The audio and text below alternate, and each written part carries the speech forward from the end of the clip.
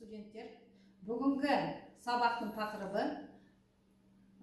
жануарларды зерттеу әдістері және зерттеу жоспары. Ол үшін біз сабақтың нәтижесін білуіміз керек. Малдарды зерттеген кезінде малды амбулатория қабылдау және стационарлық журналға тіркеуді, ауыл шаруашылық малдарын толық клиникалық зерттеуден өткізу, аурудың тарихын толтыру, әртүрлі малдарға дәрі-дәрмекті енгізу және танау, ауыз, жұтқыншақ арқылы зондтарды жіберу, катетермен несеп алуды, несептің физикалық, химиялық әдістерін, зерттеу әдістерін білу, әртүрліктен қан алуды, улы және зиянды шөптерді анықтауды және малды комплексті диспансеризация өткізуді біз білуіміз керек. Ол үшін ең малға жақындаған кезде қауіпсіздік ережелерін ұстауымыз керек. Ең бірінші, әр малдардерде ақ халат немесе ауыл жерлерде көк халат болады. Көк халатпен, перчаткамен, баста киім, чепчик болсын, орамал болсын, ол да болады. Аяқтарында аяқ киімі немесе резинка киім және қолдарында резинкалық перчатка болу керек. Малға жақындаған кезінде және оларды ұстап матау тәсілдерін, малдың түрімен оның ерекшеліктерін білу керек. Ауру малды тексергенде тыныштықпен тәртіп сақтау, яғни дене мүшелерінің тыңдау кезінде немесе оларды перкуссиялаған кезінде пайда болатын дыбыстарды жақсы естіп ажырату жағдай жасау керек. Және малға жақындаған кезде оны арнайы схемамен істейміз. Ең бірінші малды тіркейміз, одан кейін анамнез жасаймыз.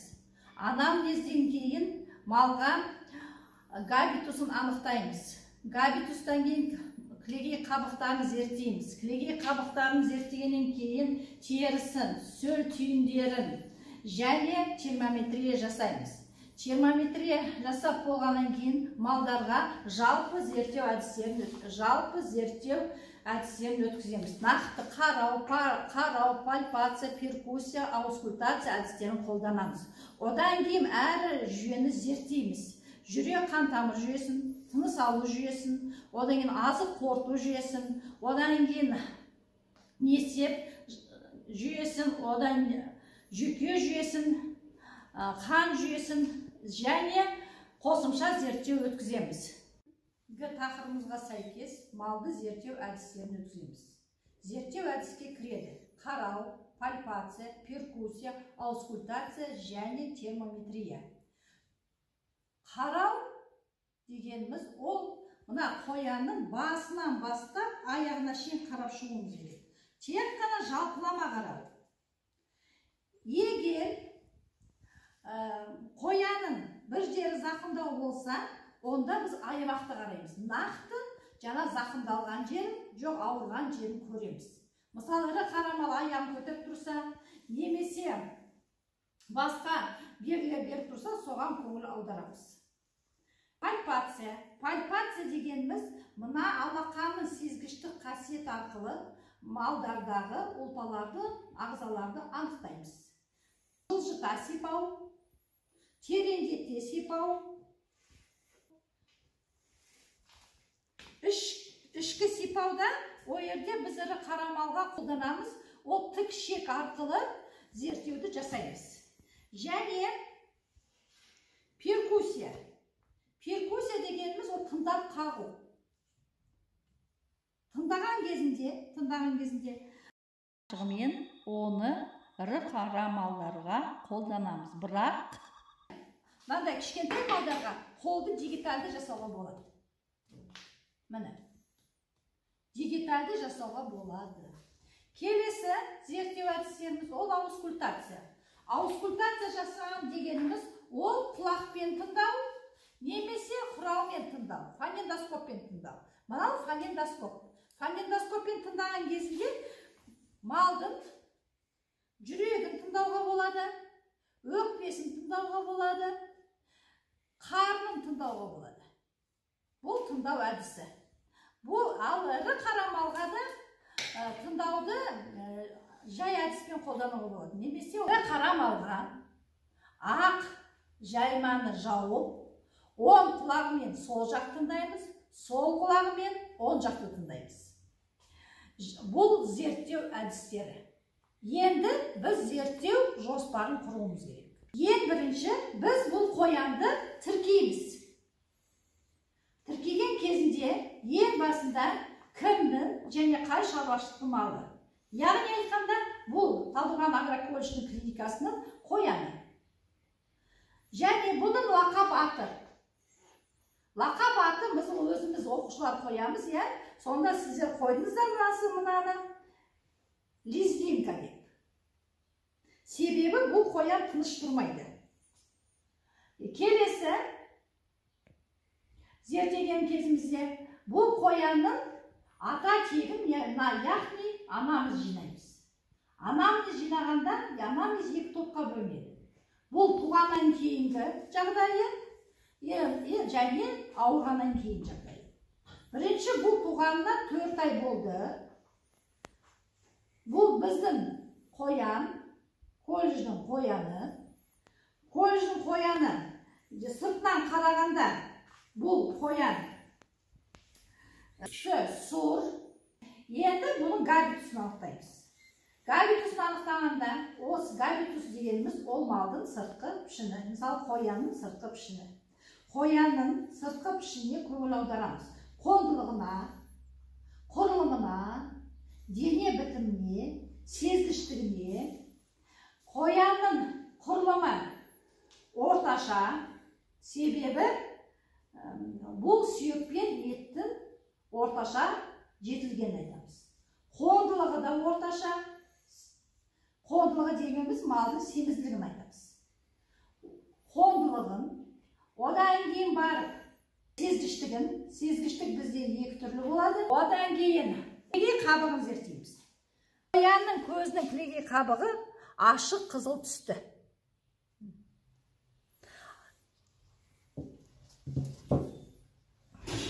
Осын ашқан кезінде аузының кілегей қабықтары ашық қызыл, тістері сау, қызыл иектері сау, ашық қызыл түсті, ірінсіз, бөртпесіз. Құлағын зерттейміз. Құлағын зерттеген кезде оған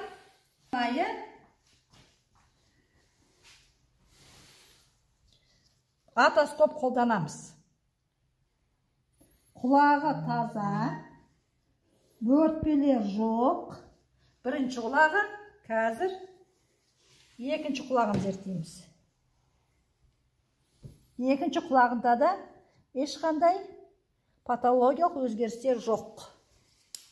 Термометрия жасау кезінде міндетті түрде термометрді спиртпен сүртіп алуымыз керек. Міне мен мақтаға арнайы спиртті дайындап қойдым. Соған мені термометрді сүртіп аламын. Сүртіп алғаннан кейін оны вазелинмен майлаймын. Қоянға енгіземін. Енгізген кезінде оны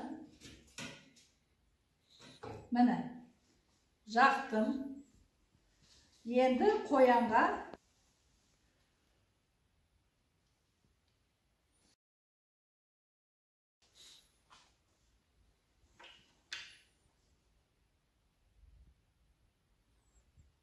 бес минут ұстаймыз.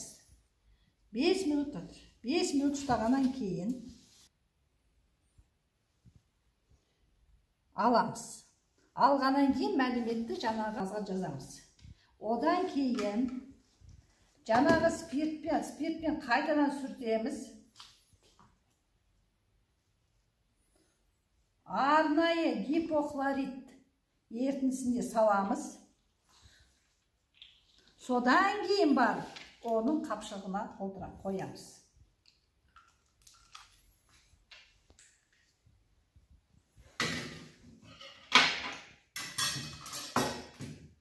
Арнайы зерттеу әдістері.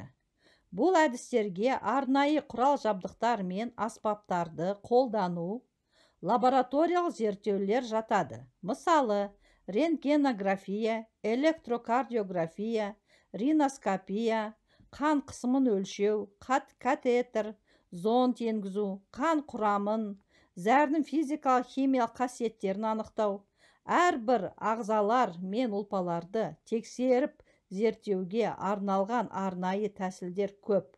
Оларды тиісті тарауларда келтіреміз. Құрметті студенттер, сұрақтарға жауап беруіңізді сұраймын.